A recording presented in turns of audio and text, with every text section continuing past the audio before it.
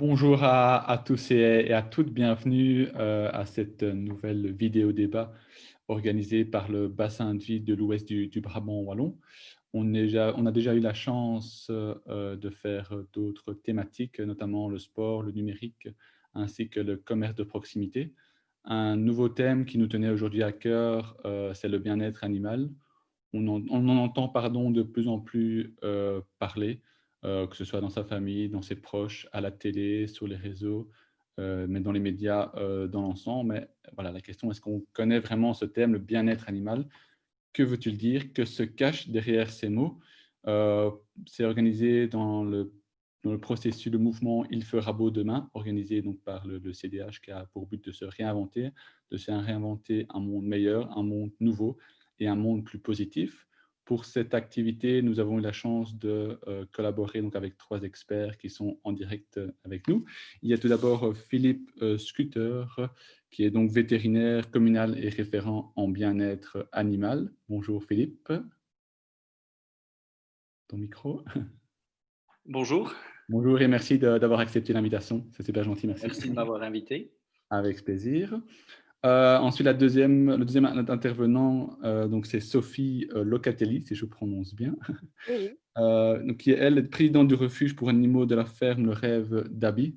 C'est bien ça? oui, c'est Parfait, ça, merci d'avoir accepté l'invitation et de venir à cette activité magnifique. avec plaisir. Et enfin, le troisième intervenant est donc Sébastien de Jong, directeur du refuge Sans Collier à Pérouet. Merci également d'avoir suivi cette activité avec nous. Merci, bonjour. Super, voilà. Donc, on a reçu vraiment beaucoup de questions, de mails dans les jours précédents. Ça fait plaisir. Ça montre qu'il y a vraiment un dynamisme et un souhait du citoyen de connaître ce thème, le bien-être animal. Je me retourne d'abord vers Philippe. Une première question un peu qu'on a reçue. Aujourd'hui, est-il vraiment possible de répondre au mieux aux situations de maltraitance ou de cas individuels? Les autorités ont vraiment un moyen d'action concret pour améliorer la situation. Comment est-ce que tu vois les choses à ce niveau-là, toi? Mais oui, donc le bien-être animal est évidemment un concept qui est de plus en plus usité au travers de la population. Moi, j'ai commencé mes activités en bien-être animal en 1998 et on avait à ce moment-là peut-être une ou deux interventions par semaine où on essayait un petit peu de mettre un emplâtre sur une jambe de bois pour en arriver à des situations où on fait entre 6 et 8 contrôles maintenant par jour et au niveau desquels on arrive à prendre des mesures qui sont réellement utiles en faveur du bien-être des animaux.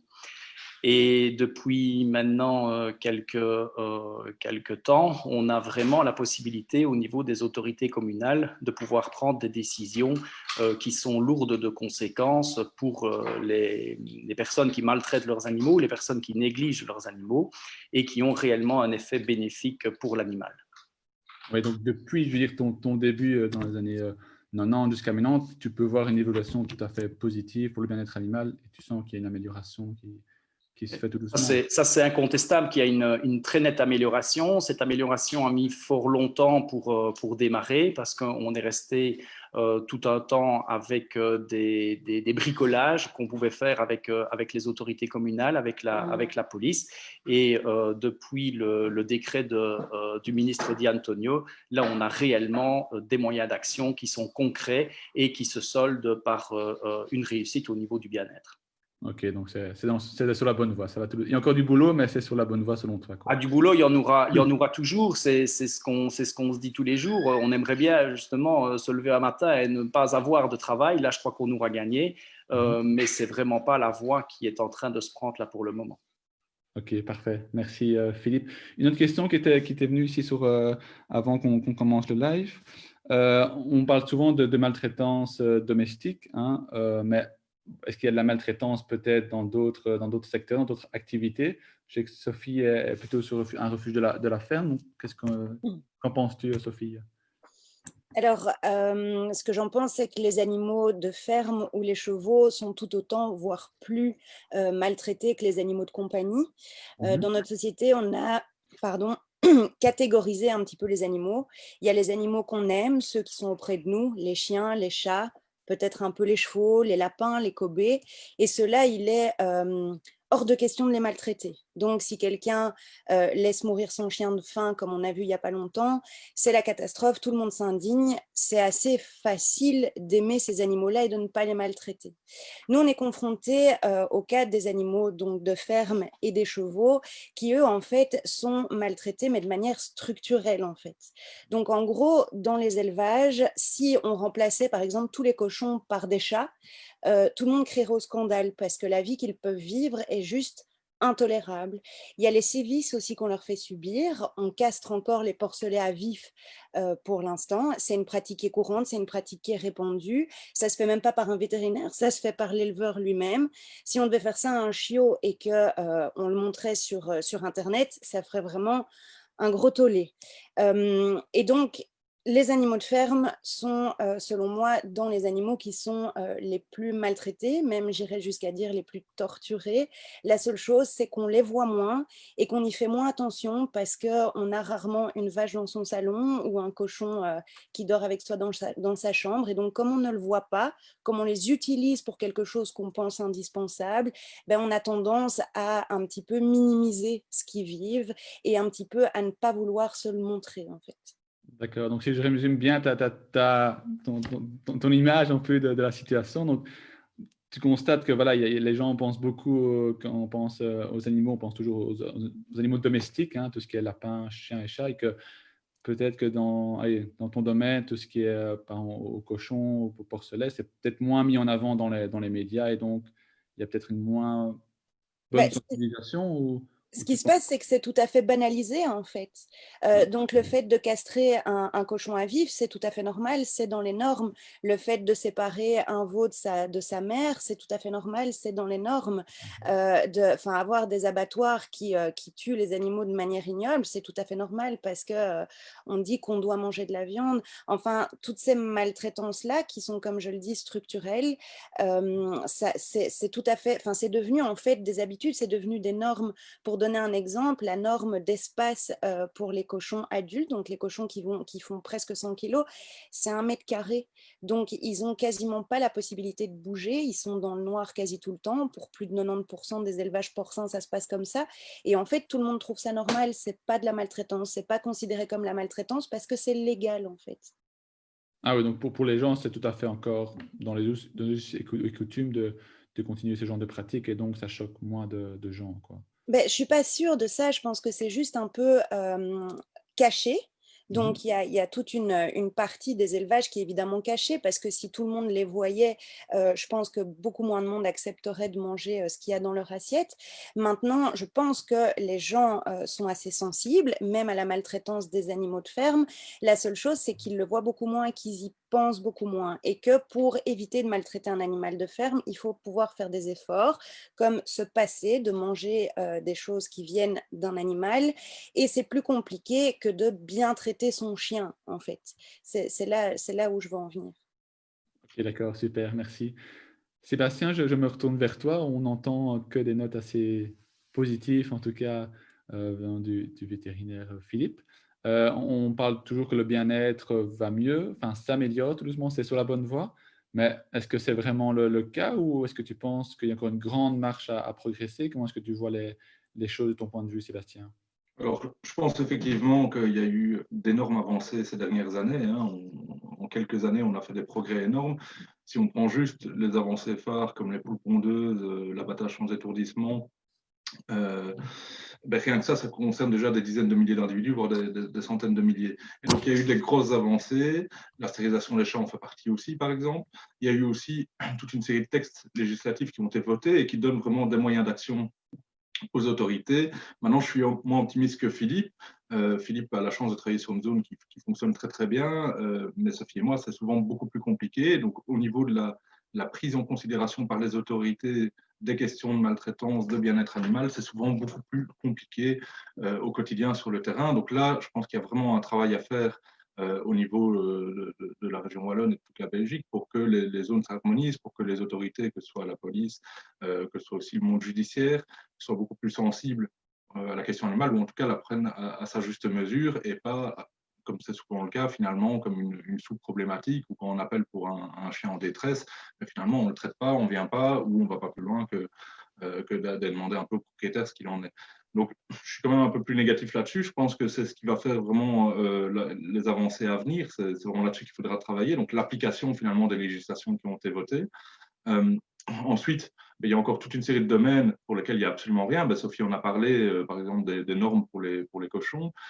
L'élevage de dinde, c'est pareil, il n'y a absolument aucune norme. Il n'y a aucune norme pour les manèges pour chevaux, par exemple. Donc, il y a tout un pan des activités qui sont complètement laissées de côté. Il y en a plein comme ça. Hein. Il y a la chasse avec le lâcher de gibier, etc. Les rapaces, par exemple. Et donc, tout ça doit évidemment faire l'objet d'avancées. Et puis, je pense aussi que c'est à plus long terme, évidemment. Aujourd'hui, la société, enfin, en tout cas, les pouvoirs politiques se limitent finalement à essayer de réduire la maltraitance, la souffrance des animaux avec les avancées qu'ils proposent. On est loin de parler de bien-être animal. C'est un terme qui est très à la mode, qui est utilisé par tout le monde parce qu'il sonne bien. Mais aujourd'hui, la législation ne traite pas de bien-être animal. Elle limite juste un peu la souffrance. Alors, est-ce que dans 10 ans, 20 ans, 30 ans, on aura la chance de parler aussi de bien-être animal, c'est-à-dire que on puisse imposer à tout un chacun non seulement de ne pas faire souffrir son animal, mais en même temps de veiller à ce qu'il ait un certain niveau de bien-être, veiller à ce qu'on puisse lui apporter quelque chose de positif. L'exemple concret, c'est aujourd'hui, on ne peut plus attacher un chien à une chaîne de 30 cm, mais il n'y a rien qui vous oblige de le sortir. Il peut passer sa vie finalement quasiment dans un appartement sans promenade, sans contact avec d'autres animaux, alors que c'est indispensable pour lui. Donc je crois qu'il y a encore énormément de progrès à faire, même si on reste aussi quand même positif par rapport aux avancées qu'on a eues. Ouais, donc pour toi, c'est pas mal ce qui est déjà fait, mais on peut encore, je pense, aller plus loin. Il y a encore une marge de progression qui est présente. Il y a pas mal d'actions déjà qui sont faites, mais il faut aller plus loin. Ouais, je pense qu'on a aujourd'hui atteint le minimum et qu'il y a eu des avancées énormes et on en est très content, mais qu'il y a encore évidemment tout à faire. Ok, super. Merci Sébastien. On est pour le rappel donc en direct sur la page Il fera beau demain. Il y a pas mal de gens qui commencent à regarder, notamment une première question de Karine Bouclio donc, qui nous dit « La ministre avait adopté en première lecture un projet de réforme concernant les conditions de détention et de commercialisation des chiens et des chats d'élevage. Qu'en est-il réellement? Je pense à la niche d'Ornu et la saisie des 14 chiens à Douache. Quatrième fois, dans la région intervient chez cette dame. » Donc, Sébastien, je ne sais pas si tu connais peut-être l'actualité qui s'est passée. Oui, donc par rapport aux animaleries, qui sont quand même une grande ineptie à l'heure actuelle, sans être militant, mais il faut quand même se rendre compte que les animaleries pour chiens, c'est des dizaines de milliers de chiens qui arrivent chaque année, qui sont produits pour la plupart dans des usines à chiots à l'Est et qui arrivent dans des conditions inacceptables et les mères restent là-bas, donc c'est vraiment dramatique. Il y avait eu un projet à l'époque sur la table du gouvernement, juste avant les élections, qui visait à mettre fin aux animaleries. Il y a un problème technique, enfin en tout cas juridique, puisque l'Europe impose la libre circulation des biens, donc il faut trouver une entourloupe, mais il y avait eu des propositions qui tenaient la route.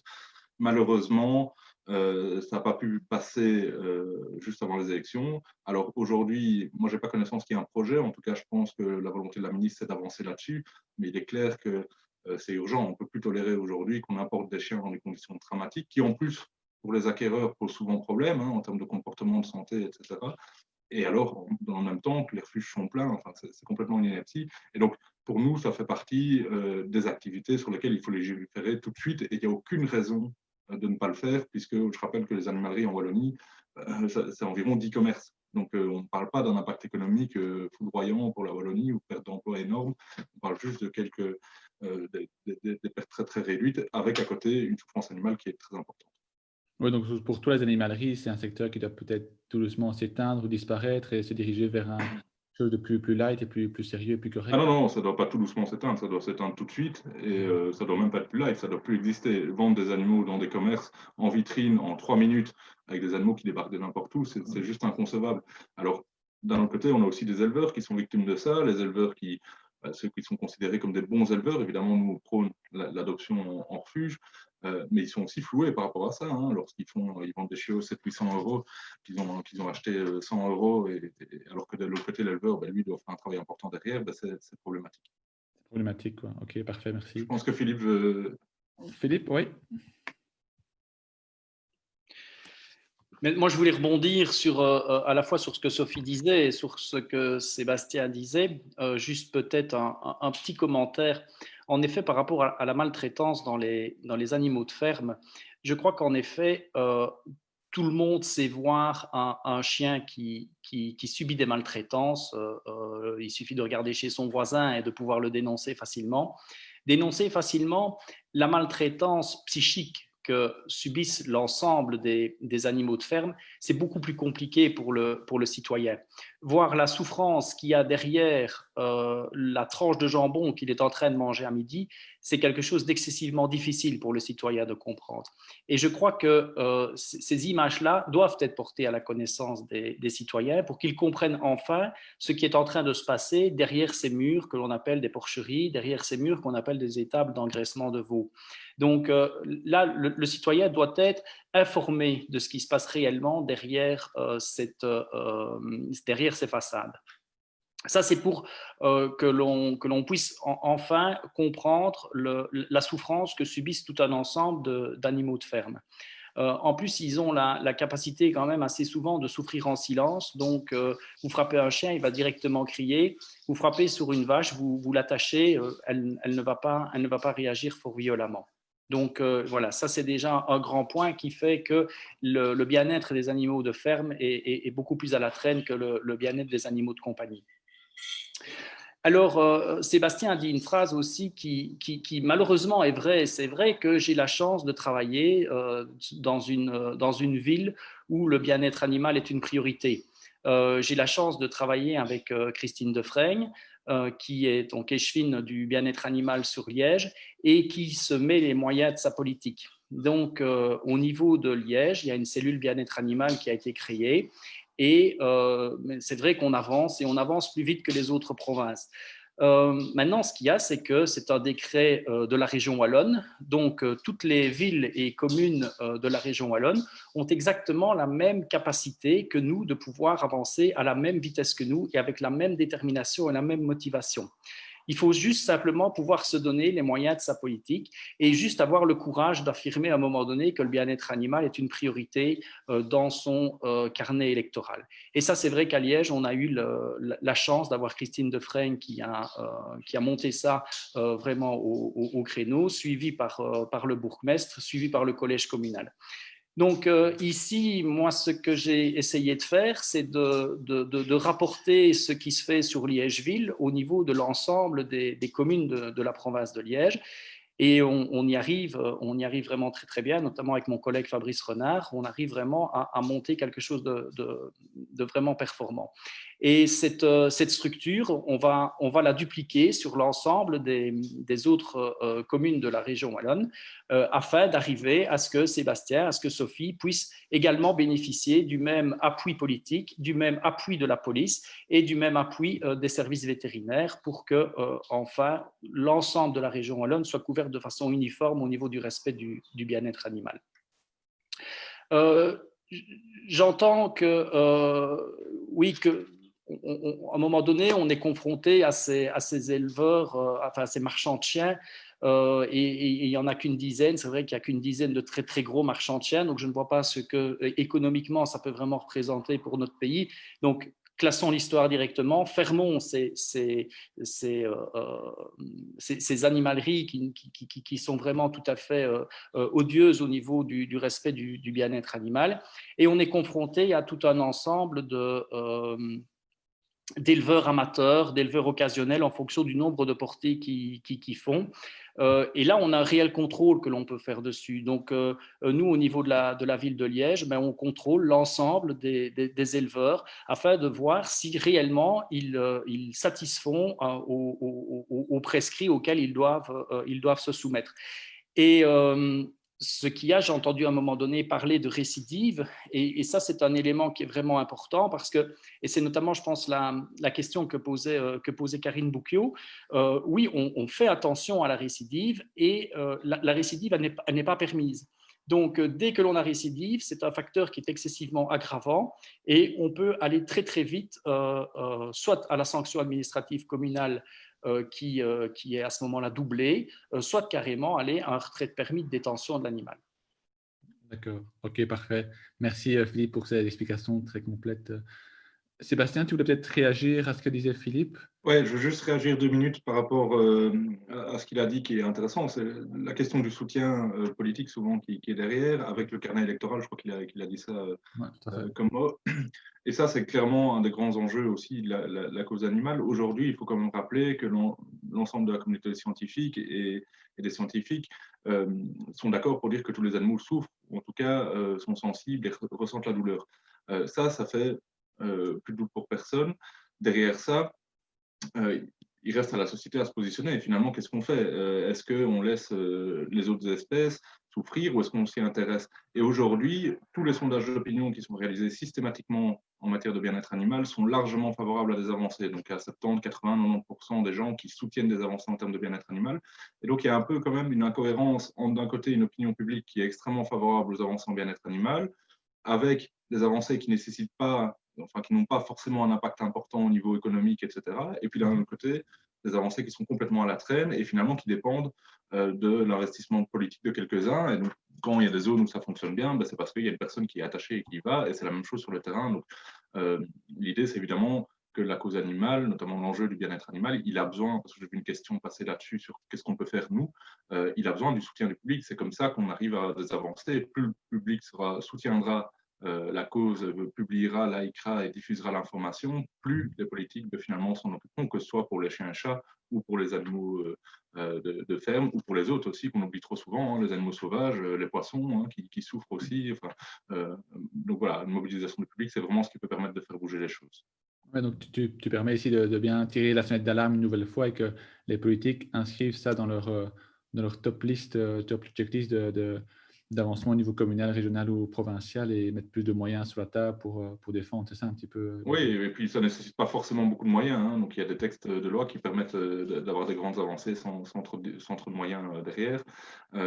Et puis c'est à nouveau, c'est une volonté de l'opinion publique. C'est pas juste une demande de quelques acteurs militants, etc. Il y a une volonté que les choses bougent pour l'opinion publique. Et je crois qu'avec le nombre de commentaires qu'on a pour l'instant, etc., ça montre à nouveau qu'il y a un réel intérêt.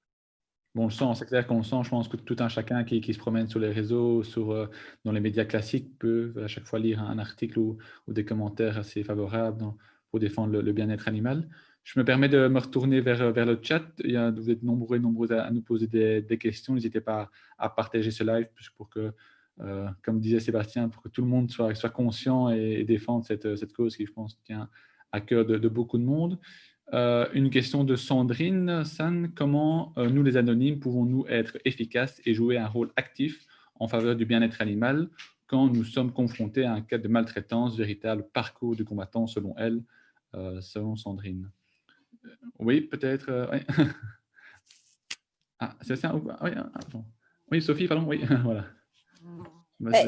C'est clair que ça peut sembler être un parcours du combattant et surtout, il faut pouvoir un petit peu mettre l'émotionnel de côté quand on a l'impression de voir un animal qui est maltraité ou surtout négligé.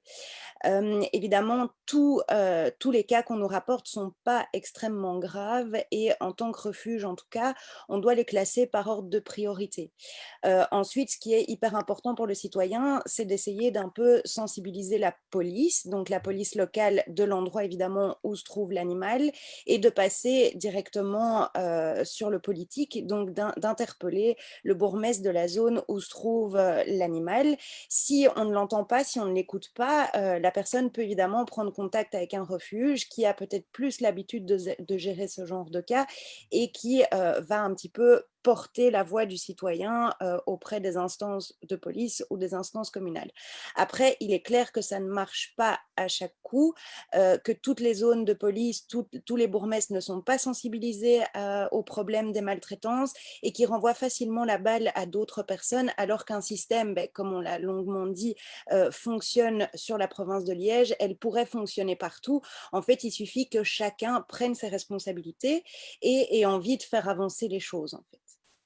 Donc, si je résume bien un petit peu, c'est qu'il y a un peu trois moyens d'agir. C'est de un, prévenir le bourgmestre, deux, la police, et trois, si vraiment voilà, ils ont peut-être plus de difficultés à communiquer l'information, d'aller voir un refuge qui, eux, ont peut-être plus l'habitude ce genre de démarche et de dénoncer le cas. C'est un peu ça l'idée. Si on a l'impression que la plainte est vraiment sérieuse, si le cas a l'air vraiment sérieux, on peut faire les trois en même temps, évidemment, pour que ça ait plus de poids. Maintenant, il faut essayer de responsabiliser la police. Alors, j'entends souvent, moi, j'ai appelé la police, mais ils me disent que c'est pas leur boulot. Si, c'est leur boulot. Ils peuvent tout à fait constater des cas de négligence ou de maltraitance et les rapporter à qui de droit pour faire avancer la chose. Un PV peut également être dressé et ce qui servira de base en fait pour l'instance communale pour qu'elle puisse prendre la décision de demander des améliorations ou si le cas est vraiment horrible, de demander la confiscation des animaux.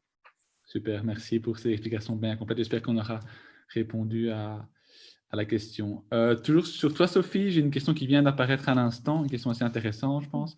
Comment est-ce que tu fais pour sensibiliser par rapport aux animaux de ferme, qui est peut-être un domaine un peu moins connu, si je peux m'exprimer ainsi. Et au niveau des subventions, est-ce que c'est la même chose par rapport à un refuge classique, on va dire, entre guillemets? Comment est-ce que tu fonctionnes? Comment est-ce que tu vois les choses et comment tu voudrais à l'avenir trouver la situation idéale pour toi?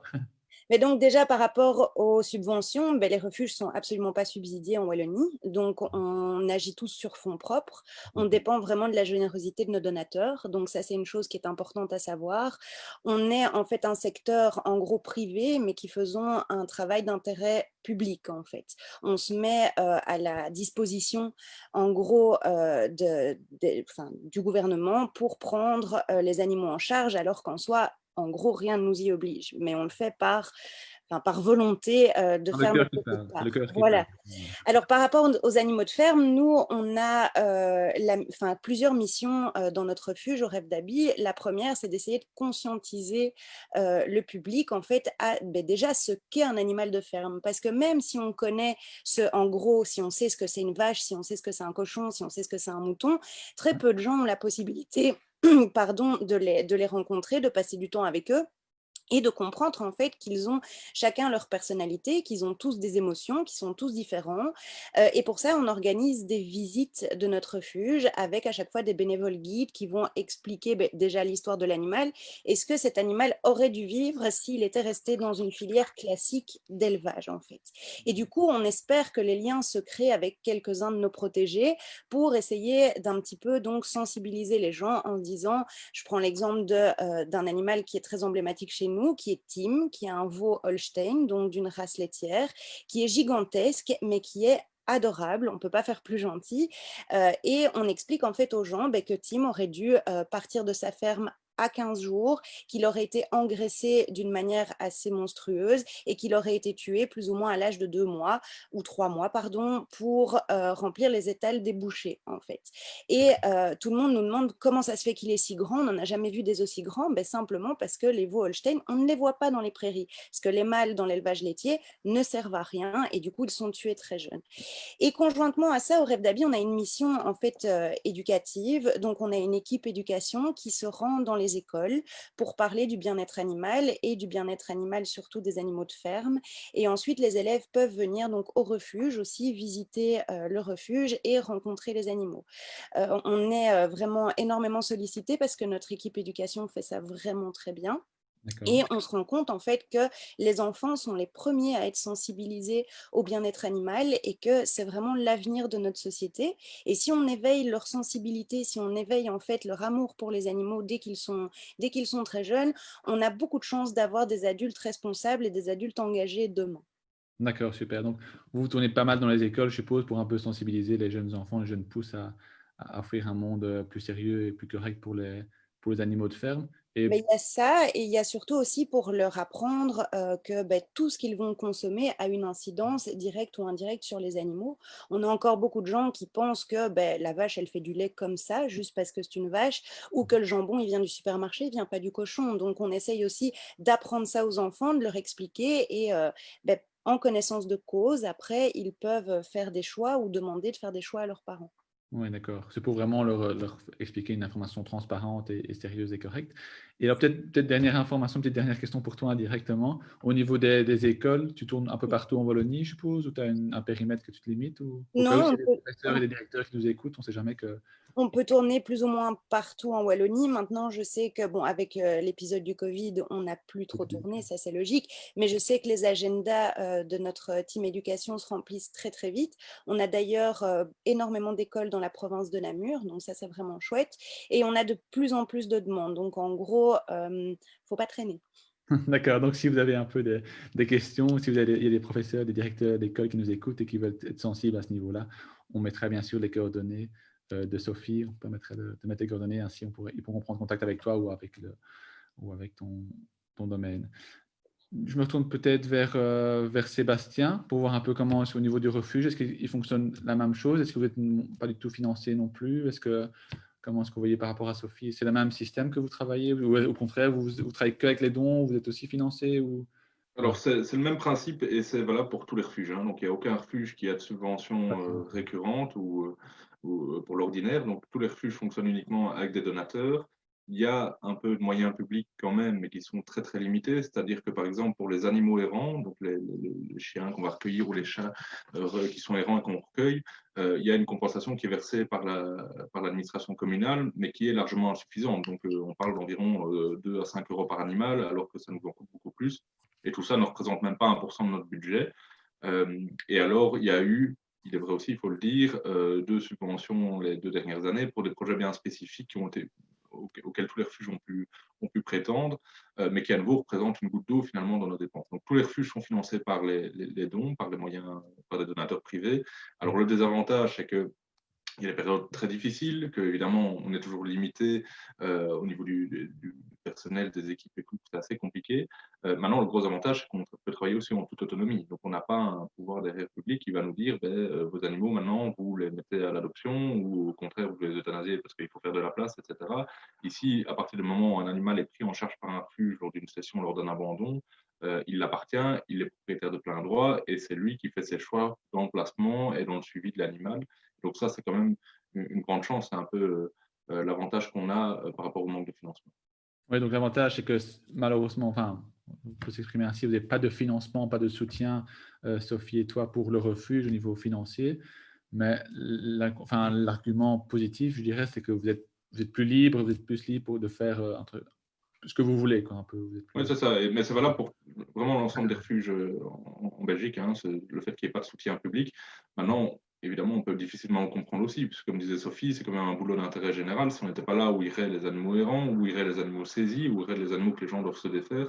Et donc, on fait vraiment une mission finalement d'intérêt public au quotidien, et il n'y a aucun financement. Il y a très peu de secteurs qui ne sont pas financés lorsqu'il y a une mission aussi directe d'intérêt public.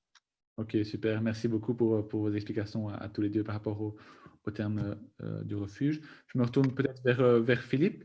Une question qui est plus peut-être pour lui. Est-ce qu'on devrait imposer des normes aux particuliers pour restreindre les libertés ou peut-on finalement limiter le bien-être animal à une checklist, à une norme qu'on pourrait limiter, respecter? Le limiter à une checklist, c'est un peu fort les mots, mais voilà. non, mais oui, je comprends. J'aime pas trop la possibilité de le limiter à une checklist. Donc nous, quand on fait des contrôles, on n'a pas une checklist. On vérifie simplement les conditions, mais l'ensemble des conditions, que ce soit les conditions d'hébergement, que ce soit les conditions de luminosité, les conditions de température, d'hygrométrie, l'ensemble des conditions d'hygiène, évidemment. On les vérifie, mais on n'a pas une checklist, c'est un peu un ensemble. Et c'est beaucoup aussi basé sur la discussion avec le propriétaire, de voir quel est un peu son ressenti, comment se place-t-il par rapport aux petites anomalies que l'on lui fait remarquer, comment se place-t-il, comment réagit-il par rapport aux infractions graves qu'on lui fait remarquer. Et en fonction de ça, comme c'est un travail de collaboration, on prend ensemble notre décision. Qui clôture, si vous voulez, la fin de la visite d'inspection. Et puis alors, nous, on en fait rapport au niveau de notre supérieur, qui elle, est vraiment la personne qui va vraiment prendre la décision terminale de l'inspection. Donc, se limiter vraiment à une checklist, ça pourrait être réducteur, ça pourrait être pénalisant dans certaines situations. Donc ça, voilà, nous, on ne travaille pas de cette façon-là. D'accord, merci Philippe. J'ai une question qui va peut-être vous rassurer au niveau du monde politique. Il y a une certaine Émilie Levesque, qui est donc conseillère du côté de Jean Blou, qui aimerait justement faire avancer cette question-là, le bien-être animal, à sa commune, elle se sent un petit peu démunie. Elle nous dit, est-ce qu'il y a des pistes, des supports qui existent peut-être, Sophie? Oui, peut-être, oui. Bah oui, je vais me permettre de répondre parce que Jean Blou, c'est un petit peu notre commune. En plus, Donc, parfait. bah oui. Donc en soi, ben, oui, on peut éventuellement discuter un plan d'action pour la commune de Gembloux. J'avais en son temps rencontré le bourgmestre pour parler un petit peu avec lui de ce qu'on pouvait mettre en place. Après, on est occupé à préparer des rendez-vous en fait avec les représentants communaux pour voir comment on pourrait travailler ensemble, comment on pourrait s'aider mutuellement pour que le bien-être animal avance. Après, il y a énormément de choses à mettre en place, il y a énormément de choses à construire et je pense que le mieux est toujours de se rapprocher des intervenants de terrain, donc des refuges, pour pouvoir mettre en place toutes ces choses-là. Oui, donc il y a encore donc je t'invite vraiment chaque partie à se concilier, à se voir autour de la table pour proposer un plan d'action concret, parce que toi tu es sur le terrain, donc tu vois les évolutions positives et puis les petites remarques, les petites choses négatives à modifier. Donc, On voit les manquements, évidemment, on les remarque au jour le jour, en fait, et c'est très frustrant pour nous. Maintenant, si on peut faire un plan d'action avec chaque commune, pourquoi pas? Maintenant, je pense que Madame demandait aussi un petit peu de manière globale ce qu'on pouvait faire pour sensibiliser les citoyens de Gembloux. Ben, je pense qu'il y a tout à fait moyen de mettre ça en place avec le rêve d'habit, mais pourquoi pas pour les animaux de compagnie avec Sanscollier aussi, qui est quand même pas très loin. On pourrait imaginer quelque chose d'assez global pour ça. vous avez déjà pensé à une collaboration entre Sans-Collier et le refuge domestique, enfin, entre vos deux refuges ou, enfin, Ben, c'est possible? on collabore régulièrement. On fait d'ailleurs partie d'une fédération qui regroupe plusieurs refuges avec laquelle on travaille quand même beaucoup. Après, il est clair qu'on collabore aussi lors de saisies. Quand il y a animaux de compagnie et animaux de ferme, souvent, il n'y a pas qu'avec Sanscollier, on est vraiment tout un groupe de refuges qui travaillent ensemble. Et c'est d'ailleurs hyper important de pouvoir se fédérer, de pouvoir justement travailler ensemble parce qu'on est tous là en gros pour la même cause et qu'ensemble, on est évidemment plus fort, on a évidemment plus de poids. Plus de poids. Donc tout doucement, les choses évoluent et l'union fait la force, hein. Exactement. Une question pour Sébastien ici qui nous vient euh, par, euh, par mail. Si on devait donner un enjeu majeur au bien-être animal, lequel serait vraiment l'enjeu et qu'est-ce qu'il faudrait changer là, rapidement tout de suite le lendemain matin à 8 heures quand on se lève? Est-ce qu'il y a vraiment une chose où tu te dis c'est pas possible que ce soit encore aujourd'hui sur la table et qui n'est pas encore… Alors, il y en a plein, on a parlé un peu tantôt, notamment des animaleries. Moi, je pense que s'il y a un enjeu majeur, c'est vraiment de légiférer sur toutes ces activités récréatives, qu'on pourrait appeler comme ça, qui ont un impact important en termes de souffrance animale et qui ont à nouveau pas d'impact ou très peu au niveau économique. Donc, ce sont des dispositions qui sont facilement applicables. Il y a les animaleries, mais voilà, on a parlé des spectacles de rapaces, le foie gras, les animaux dans les cirques, par exemple. Voilà, il y a vraiment toute une série de domaines dans lesquels on peut agir. Aujourd'hui, par exemple, la chasse, c'est aussi des milliers d'individus qui sont élevés en cage pour être lâchés, pour être tirés, et quand ils ne sont pas abattus, ils meurent lentement dans la nature. Donc voilà, ça, c'est pour moi les activités qu'on pourrait appeler récréatives et sur lesquelles il n'y a pas de raison qu'on attende, sur lesquelles il faudrait légiférer tout de suite. Et puis après, il y a évidemment tout le reste, mais on comprend, parce qu'on participe aussi à des groupes de consultation, etc., et à des commissions, on sait évidemment que les choses ne se font pas en un jour, qu'il faut de la concertation, qu'on ne peut pas du jour au lendemain demander à toute une série, tout un secteur d'élevage, par exemple, de modifier complètement sa façon de fonctionner. Donc on est tout à fait conscient de ça, mais pour les activités dites récréatives, honnêtement, aujourd'hui, nous, on ne comprend pas pourquoi c'est encore autorisé, d'autant qu'à nouveau, il y a une large demande de l'opinion publique. Oui, donc pour toi, vraiment, tout ce qui est récréatif avec les animaux, tu dois dire stop directement. Il n'y a pas, bon, malheureusement, c'est pas en un claquement de doigts que ça se fait, mais il ne faudrait pas tergiverser et trancher directement dans ce Ça sens-là. pourrait se faire en un claquement de doigts. Je crois que c'est à nouveau une question de politique. Enfin, voilà, le foie gras, c'est pas énormément de producteurs. Alors oui, l'impact économique est un peu plus important que les animaleries, par exemple. Mais il y a un moment, il faut prendre des positions. Et aujourd'hui, il faut de constater que les positions politiques en matière de bien-être animal sont quand même relativement faibles pour toutes les grandes problématiques. Ok. Ah, Sophie voulait réagir peut-être après. Ouais. Moi, oui, je voudrais réagir par rapport à ça pour dire qu'évidemment, il faut que le politique prenne des décisions, ça c'est clair, mais j'aimerais rappeler en fait à chaque citoyen que c'est lui qui a en fait les clés, que c'est lui qui a le pouvoir. Et si par exemple demain tout le monde arrête de manger du foie gras, ben, bien évidemment, les producteurs de foie gras se tourneront vers autre chose et arrêteront d'en produire. Pareil pour les animaleries, si les gens arrêtent d'aller acheter en animalerie, ben, celles-ci vont fermer et ainsi de suite. Donc moi, je pense qu'il y a aussi un devoir du citoyen d'agir à son niveau et de se rendre compte en fait qu'il a une possibilité de vote par son portefeuille, par ses euros. Chaque euro est un vote et quand on dépense quelque chose, quand on dépense pour quelque chose, en fait, on vote pour cette chose-là. Et d'une autre manière, quand on n'achète pas quelque chose, on vote également. Et c'est hyper important de se rendre compte de ça. On a l'impression que seul, on peut rien faire, mais quand on sera plus de 7 milliards à faire la même chose, ben, ça changera, ça évoluera.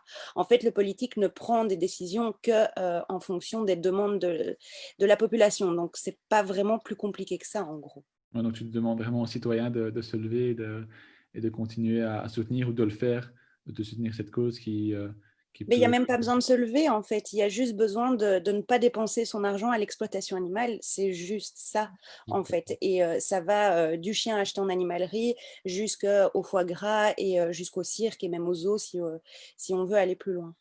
Ok, d'accord. Merci, Sophie. Philippe, tu voulais réagir à propos de ces deux interventions qui viennent de s'écouler?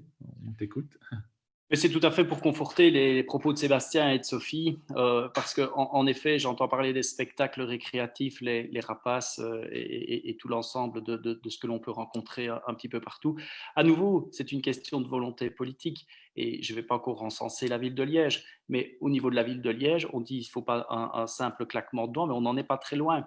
Donc, on fait une modification du règlement communal et on est parvenu à faire passer des articles interdisant les spectacles de rapaces de façon récréative.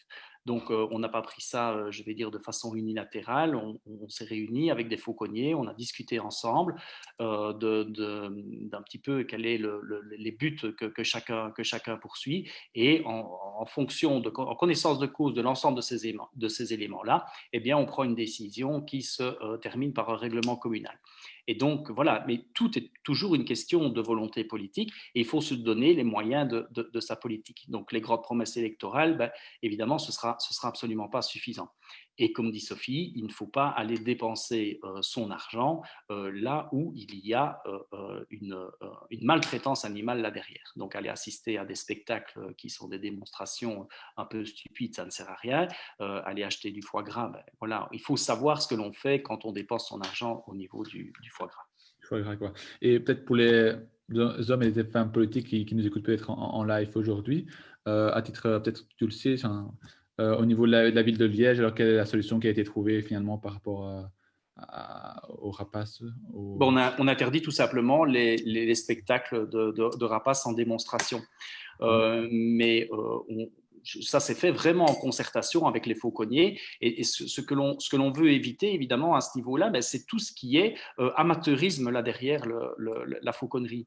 Donc, on sait très bien qu'il y a tout un ensemble de problèmes de maltraitance animale chez beaucoup de bricoleurs, de nouveau, et on veut pouvoir interdire ce genre de choses-là et pouvoir sévir à partir du moment où la loi n'est pas respectée.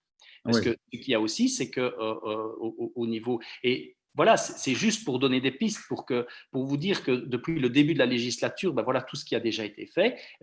Aux autres bourgmestres et échevins du bien-être animal d'autres communes et villes de pouvoir faire exactement la même chose. Donc, le règlement communal a été modifié pour pouvoir appliquer des sanctions administratives communales qui peuvent s'élever vraiment à des sommes qui sont fort importantes et qui nous servent, si vous voulez, de bâton lorsque l'on fait le contrôle avec le risque de ramasser une sanction administrative communale et qui financièrement peut s'élever assez loin. Oui, c'est important, c'est de mettre l'interdiction, mais également peut-être la punition, entre guillemets, après. S'il n'y a rien après, ben, il faudrait mettre le… Tout à fait. Et je reviens à ce que je disais tout à l'heure avec le phénomène de la récidive, parce que ce genre de problème, vous l'avez dans tous les domaines du monde judiciaire. Hein. Un retrait de permis de conduire à vie pour la 4e fois, ça c'est déjà vu. On sait très bien aussi qu'il y a des décisions de retrait de permis de détention des animaux qui ont été prises et c'est déjà la 2e fois qu'on va rechercher des animaux chez ces individus-là. Donc oui, tout à fait. Mais ce qu'il y a, c'est que le terme de récidive est vraiment pris en considération et alourdit vraiment les charges à la fois financières et les charges de pouvoir encore détenir un animal. Et ce qu'il faut savoir aussi, c'est que lorsque l'on retire le permis de détention d'un animal, c'est-à-dire qu'on ne peut plus disposer d'aucun animal. Donc ça va du poisson rouge jusqu'au bovin. Donc voilà, c'est quand même assez contraignant. Assez conséquent, quoi, tout à fait. Sébastien, je vois que tu voulais réagir à ce que disait Philippe ici. Oui, juste 2 mots par rapport aux sanctions. Donc, à nouveau, elles existent. Hein. Donc, il y a eu des progrès en la matière. Aujourd'hui, il y a des infractions qui peuvent être considérées comme de première catégorie.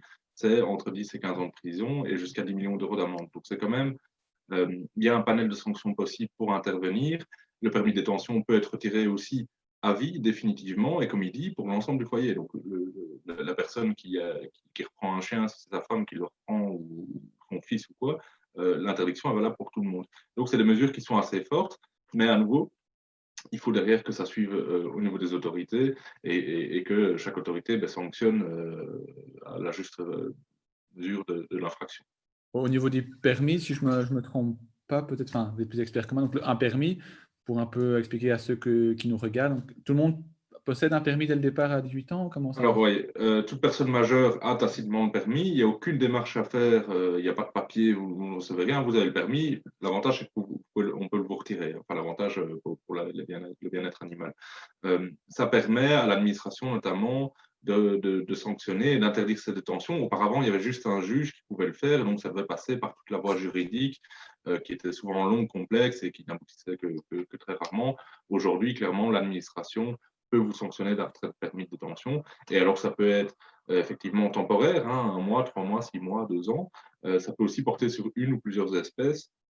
Bien sûr, la position des militants de bien-être animal, c'est qu'à partir du moment où on a une maltraitance avérée face à un chien ou à une vache, il n'y a aucune raison qu'on laisse les animaux, les autres espèces aux propriétaires ou qu'on parte sur 1 mois ou 3 mois. Maintenant, il faut aussi considérer qu'il y a beaucoup de situations où c'est pas si simple que ça. Vous pouvez avoir des gens qui se retrouvent par exemple en clinique et qui sont hospitalisés. Alors évidemment, on ne va pas aller vers un retrait de détention, mais il y a des cas où c'est pas une excuse, bien entendu, mais où on peut comprendre qu'il y a un retrait de détention, par exemple, de 6 mois. Ou en tout cas plus provisoire. Mais ça reste très très limité. Généralement, clairement, une infraction en termes de bien-être animal, elle devrait être sanctionnée par une interdiction à vie et de tous les animaux le monde du foyer. Bon, donc justement, une amélioration qui devrait peut-être s'effectuer plus tard, c'est de proposer non pas temporaire, mais un retrait du permis définitif directement. Ou... Je ne pense pas, parce qu'il faut quand même garder une certaine marge de manœuvre pour les autorités. À nouveau, il faut voir quelles étaient les responsabilités, ce qui s'est passé, etc. Avoir des mesures qui ne permettent pas une certaine flexibilité, on risque d'avoir l'effet inverse, c'est-à-dire que plus aucun permis soit retiré parce qu'on dit c'est trop fort, donc je ne le retire pas. Donc je pense qu'aujourd'hui, l'outil est bien, il existe, il n'y a plus qu'à le faire appliquer. Appliquer, quoi. Ok, super. Et en restant toujours dans ce fameux permis, hein, donc, une question de Émilie Levesque qui nous demande est-ce qu'on a des statistiques par rapport, aux personnes qui n'ont plus le permis lors d'une demande d'adoption? Est-ce que les refuges ont été informés de ça ou pas? Non, alors il existe. Est-ce que vous êtes coordonnés à ce niveau-là? Il y a une base de données qui est en train de se développer ou qui s'est finalisée, auquel ont accès les autorités, c'est-à-dire la police, bourgmestre, etc. Je pense qu'à l'heure actuelle, mais ça Philippe saura peut-être mieux répondre que moi, on est sur quelques retraits de permis seulement. C'est une mesure qui est assez récente aussi. Ça, c'est l'information qu'on a. Alors effectivement, les refuges, les éleveurs n'ont pas accès à cette base de données. Il y a quand même la question du respect de la vie privée, etc. Comme on pourrait difficilement imaginer que n'importe qui ait accès à votre casier judiciaire. Alors, de toute façon, il faut se dire aussi que le fait qu'on imagine que les refuges aient accès à cette base de données, ça n'empêche absolument pas les malveillants de récidiver, puisqu'il suffit qu'il envoie n'importe qui à sa place finalement, et donc il pourrait quand même avoir l'animal, notamment en élevage, etc. Donc la solution, elle n'est pas là, elle est peut-être dans le fait de dire que la personne qui veut acquérir un animal doit présenter un document. Donc là, il doit faire une démarche, il va à sa commune qui atteste qu'il a bien le permis. Là, ça permettra d'éviter les conflits au niveau du respect de la vie privée, etc. Et puis surtout, c'est derrière les personnes qui ont été interdites de détention, c'est qu'il y ait des contrôles réguliers qui se fassent à leur domicile pour vérifier évidemment qu'ils respectent ces obligations. C'est finalement la meilleure chose à faire puisque imaginons même que les refuges ou les éleveurs agréés, etc. disposent d'une liste ou que la personne vient avec son papier. Demain, le type il va sur Facebook, il prend un chaton en 5 minutes et voilà. Donc je pense que l'important c'est vraiment au niveau du contrôle qui suit derrière. Ok, donc il y a vraiment un contrôle qui doit... L'interdiction, c'est bien, mais il y a un contrôle qui doit être également... Ah ouais, sinon ça ne sert à rien. Ça sert à rien, tout à fait. Quoi. Philippe, tu veux peut-être réagir, si tu as peut-être des chiffres quoi, à donner au niveau du permis ou... Des chiffres précisément, non, je ne les ai pas comme ça ici sous les yeux. Donc, on est, comme disait Sébastien, on est à quelques retraits de permis à vie. Ce que l'on a quand même de plus en plus maintenant, ce sont des sanctions de retrait sur une durée provisoire. Donc, mais là, comme je le disais tout à l'heure, ça peut avoir des conséquences qui sont relativement lourdes parce que, voilà, nous, on a un cas ici dernièrement suite à un problème avec un animal qui était détenu à l'extérieur. Il y a eu un prononcé de retrait de permis de façon temporaire, mais c'est l'ensemble des animaux de la famille qui sont retirés pour une période qui est déterminée par le sanctionnateur. Donc, voilà, je pense que c'est une opportunité que le sanctionnateur a de pouvoir sévir et il l'utilise de plus en plus et à juste titre, hein, parce que les sanctions de retrait sont toujours évidemment tout à fait justifiées et tout à fait motivées. Quant à la divulgation de ces informations-là, en effet, chez les éleveurs et tout, ben, c'est vrai qu'on est confronté au respect de la vie privée. Et par contre, ce qui est important, et là je rejoins Sébastien, et ça c'est ce que l'on fait, c'est les personnes qui ont un retrait de permis sont en effet sous surveillance et des contrôles réguliers sont effectués chez eux afin de vérifier qu'il n'y a pas de nouveaux d'animaux qui sont présents chez eux. Donc, super, c'est une bonne nouvelle alors, ok. ouais. Et alors, pour se diriger, ben, on a peut-être un peu moins vu et un peu moins parlé comme avec le coronavirus, mais les cirques, une question d'Alexandra qui nous semble, pour elle, il lui semblait que les animaux étaient carrément interdits dans les cirques. Est-ce que vous avez plus d'infos à ce niveau-là? Peut-être Sophie va pouvoir peut-être réagir sur ce point. Je laisse la parole. Donc, il y a eu une grande avancée, c'est que les animaux sauvages ne sont plus admis dans les cirques. Il y a une liste positive de mammifères qui peuvent encore être détenus dans les cirques. Je pense notamment aux chameaux, aux chevaux, aux chiens, etc. etc. Il est grand temps que les cirques arrêtent d'utiliser les animaux. Je pense même que le cirque Bouglione montre l'exemple en n'utilisant plus aucun animal et explique bien qu'il se porte bien mieux et que dans notre société progressiste, en fait, faire des spectacles même avec des chiens en tutu, ça va plus. Faire monter des chevaux sur une toute petite piste, les faire tourner en rond, je passe là-dessus parce que ça fait tellement On voit bien longtemps. l'image. Oui, mais ça fait tellement longtemps que j'ai plus été au cirque parce que pour moi c'était pas, vraiment c'était pas éthique. Mais je pense que il est grand temps en fait de pouvoir un petit peu renouveler les numéros de cirque et de faire plus appel à des clowns, à des jongleurs, à des trapézistes, etc. Il y a des cirques comme ça qui existent. Je pense notamment au Cirque du Soleil qui est très bien, qui fonctionne très bien, qui va très bien. Je pense qu'il faut vraiment aller vers ça parce que on ne peut plus utiliser des animaux dans ce genre de situation. Les normes avaient tellement augmenté pour les animaux sauvages qu'il était quasi impossible pour les cirques de les détenir. Pourquoi ne fait-on pas la même chose avec les animaux dits domestiques qui sont trimballés de ville en ville dans des conditions parfois inacceptables? Je pense qu'il faut vraiment réfléchir à ça. Il faut évidemment légiférer, mais je pense que les premiers à faire un pas, ce sont justement les personnes qui exploitent le cirque, de se rendre compte qu'il n'est pas obligatoire d'avoir des animaux pour avoir beaucoup de personnes qui viennent voir leur spectacle. Ok, donc toi, tu viserais l'idéal, c'est une interdiction pure et simple au niveau des animaux dans les cirques, tout simplement, quoi. Oui, parce qu'ils n'ont absolument pas leur place là, en fait. Ok, donc parfait. Sébastien, je voulais que tu voulais réagir justement à ce propos de ces fameux animaux dans le cirque, une interdiction Oui, totale. juste une petite réaction. Donc, ce que Sophie dit est tout à fait vrai. Il faut savoir qu'il y a effectivement des cirques qui ont fait le choix de ne pas utiliser d'animaux et qui fonctionnent toujours aussi bien, si pas mieux. Ça, c'est la première chose. Le deuxième, c'est qu'il faut savoir que dans la communauté des cirques, il y a quand même des cirques qui essayent d'être responsables et qui essaient de développer un label entre eux pour notamment tout ce qui est conditions de transport, etc. Alors, c'est pas l'idéal, mais c'est déjà un premier pas. Et donc, ici, l'idée, c'est évidemment pas de défendre les cirques et de dire que si vous voulez aller voir un cirque, allez voir un où il n'y a pas d'animaux. Mais il faut aussi reconnaître qu'il y a une évolution là. Et donc, à nouveau, même si certains exploitants sont prêts à faire des efforts, on peut se demander pourquoi ça ne bouge pas plus au niveau des autorités. Après, j'arrête par rapport à l'immobilisme et aux difficultés des avancées, mais c'est quand même quelque chose auquel on est confronté au quotidien et qui n'est pas spécialement facile. Ok, donc voilà, ok. Et alors, une question aussi assez intéressante. On parle beaucoup des réseaux sociaux ici actuellement.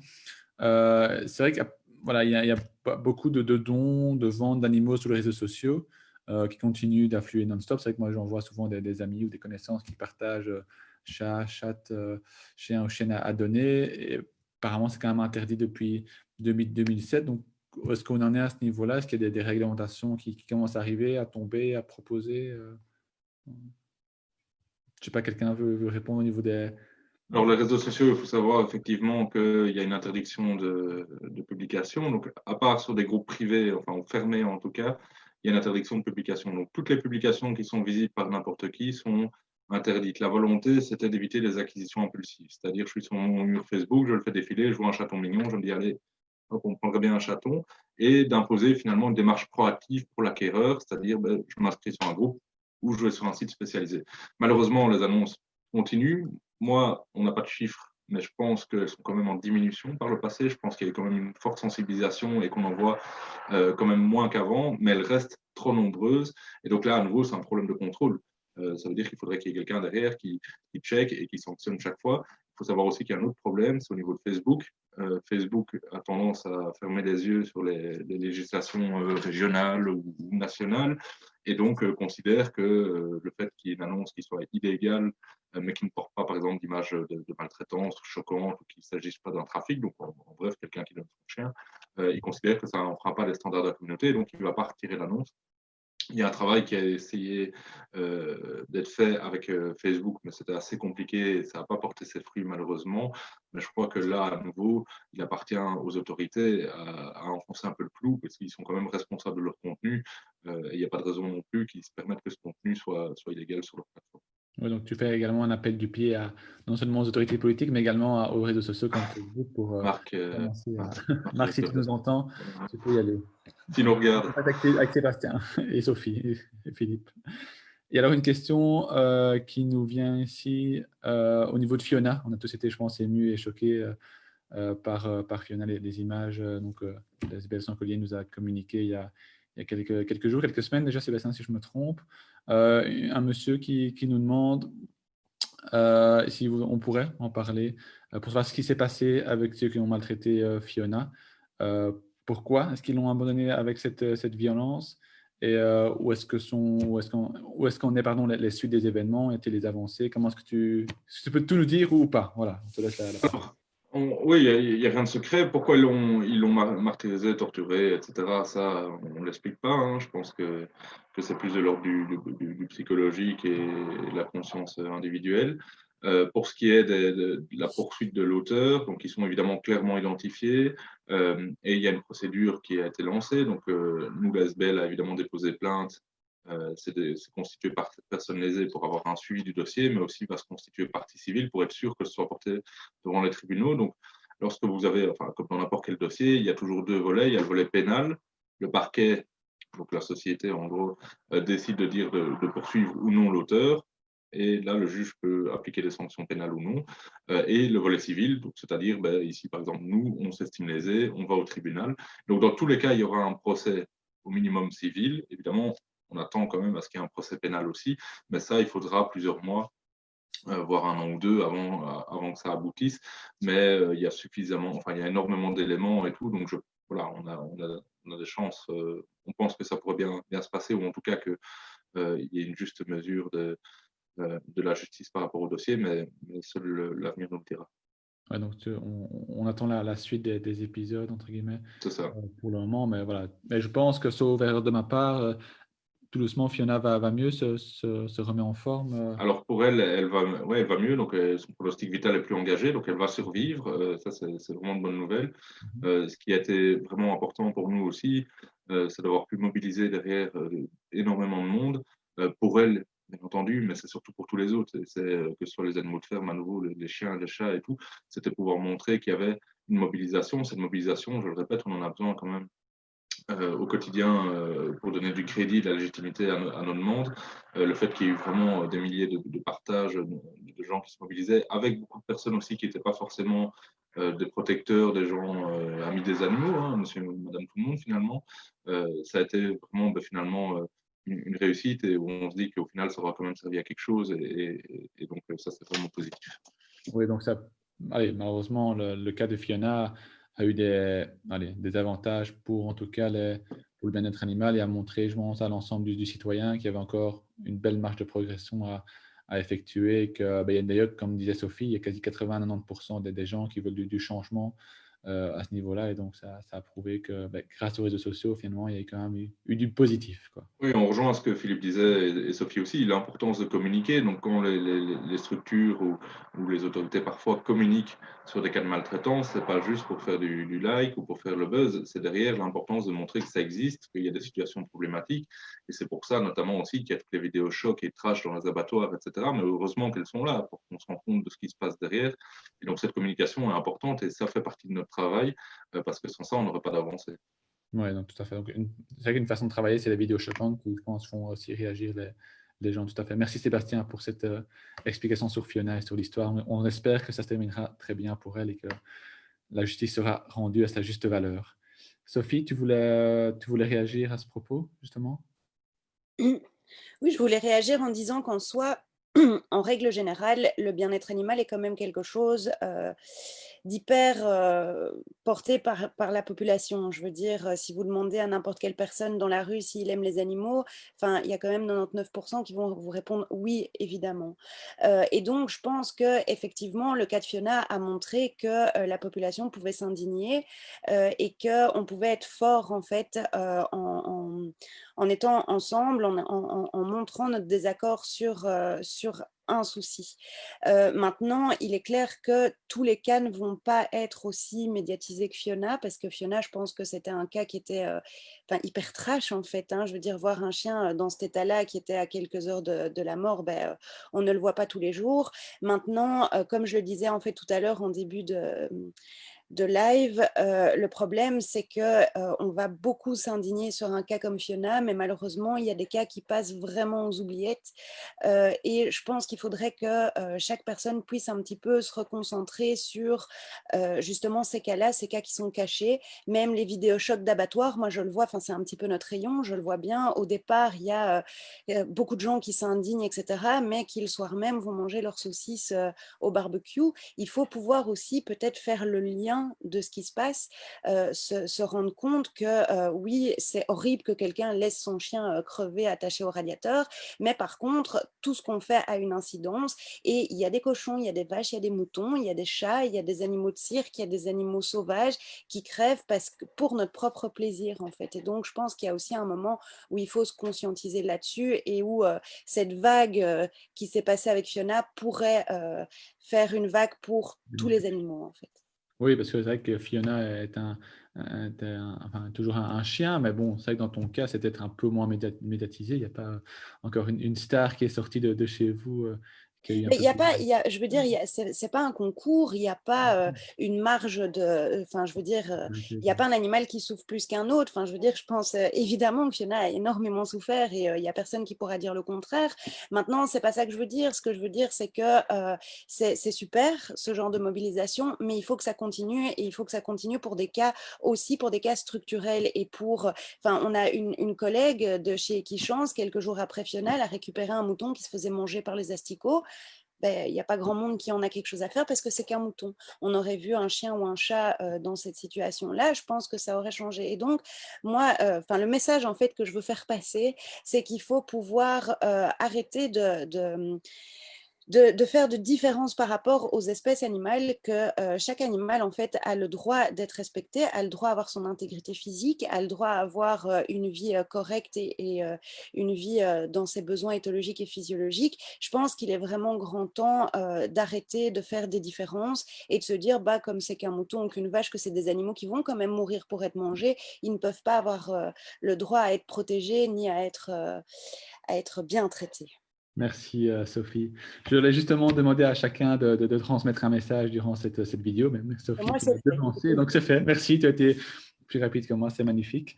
Je vais enchaîner avec Philippe. Si tu as un message que tu devrais faire passer, on va tout doucement clôturer, hein, ça fait quasi 1 heure qu'on a eu pas mal d'informations positives, on a vraiment eu des chouettes retours, des chouettes questions également par mail, par live, c'est vraiment agréable d'avoir une discussion avec vous. Philippe, quel message que tu voudrais peut-être faire passer ici ce soir en 30 secondes, 1 minute, s'il te plaît? Mais déjà, il y a un terme sur lequel je suis pas d'accord avec Sébastien et Sophie, c'est le terme vidéo choc. Parce que pour moi, les vidéos qu'on montre, ce sont pas des vidéos chocs, ce sont des vidéos tout à fait réelles que l'on voit tous les jours. Voilà, elles sont choquantes, ça c'est possible, mais c'est la réalité quotidienne des animaux qui sont exploités. Donc ça c'est une première chose. Deuxième chose, pour en revenir au cas de Fiona, Fiona est en effet pour le moment un peu le symbole de la maltraitance animale. Donc Fiona, c'est un cas excessivement malheureux, excessivement grave, comme l'a rappelé Sophie. Elle était à quelques heures de la mort quand l'équipe de Sébastien l'a trouvée. Donc c'est tout à fait logique qu'elle soit notre symbole pour le moment au niveau protection animale. Mais Fiona, c'est l'arbre qui cache la forêt de l'ensemble des animaux qui sont maltraités et surtout qui sont négligés, parce qu'on rencontre, en tout cas nous ici, on rencontre lors de nos contrôles beaucoup plus de négligence que vraiment de maltraitance, et chaque infraction doit être punie à sa juste valeur. Donc voilà, mais il faut bien se dire que derrière Fiona, il y a tout un ensemble d'animaux qui sont dans des situations qui sont excessivement difficiles.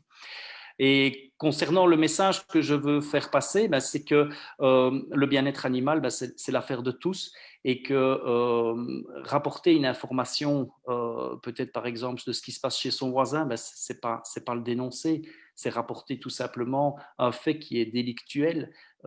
Et voilà. Et après, nous, au niveau autorité, on va se rendre sur place et on va voir un petit peu ce qu'il en est, essayer de s'apercevoir si c'est réellement un règlement de compte entre voisins ou si réellement on a un problème de négligence ou de maltraitance, et prendre les mesures qui s'imposent.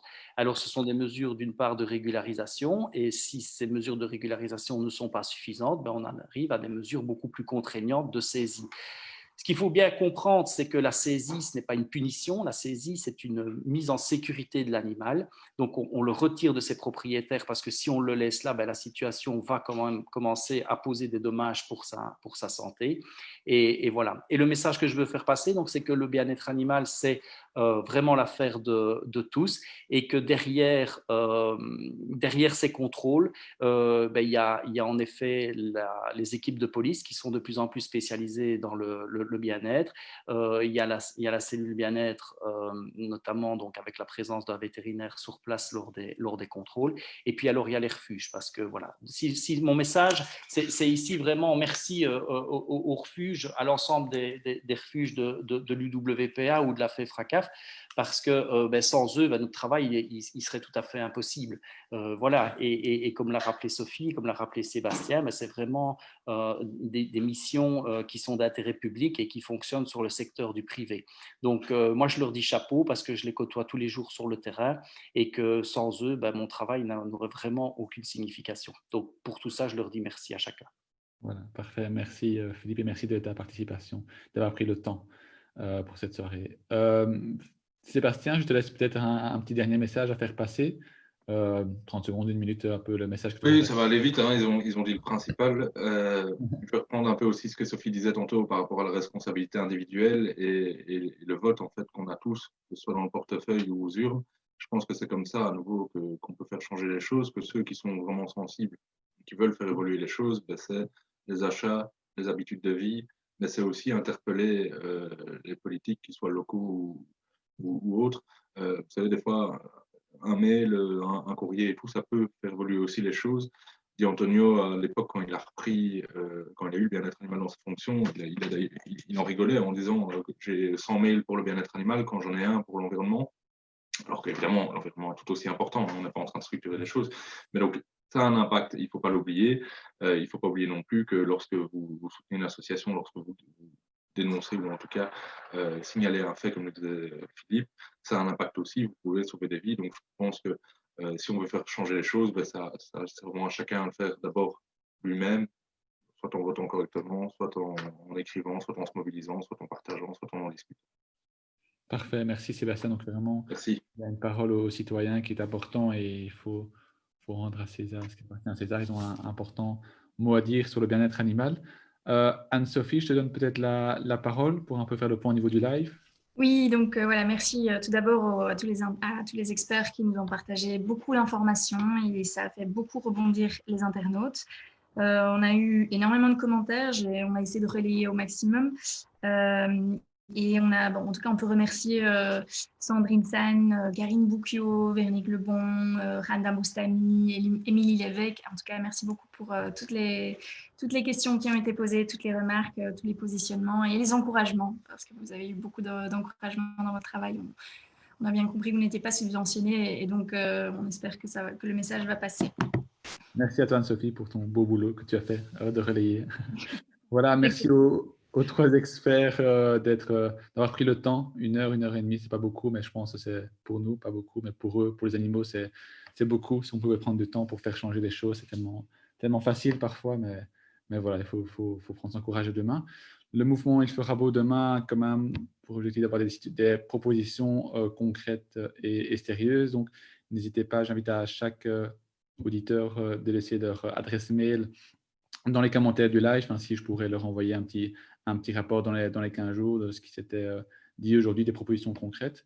Maintenant, si les personnes ont des propositions concrètes directement qu'ils veulent donner, ils peuvent directement se rendre sur la plateforme ilferabeau.team, si je ne me trompe pas, et ainsi s'inscrire rapidement. ilferabeaudemain.team. Team, c'est ça. Parfait. Super, super. Merci à tous d'être venus, merci aux participants, merci à tout le monde. Une excellente soirée, on espère qu'on croise les doigts pour vous que ça ira mieux demain.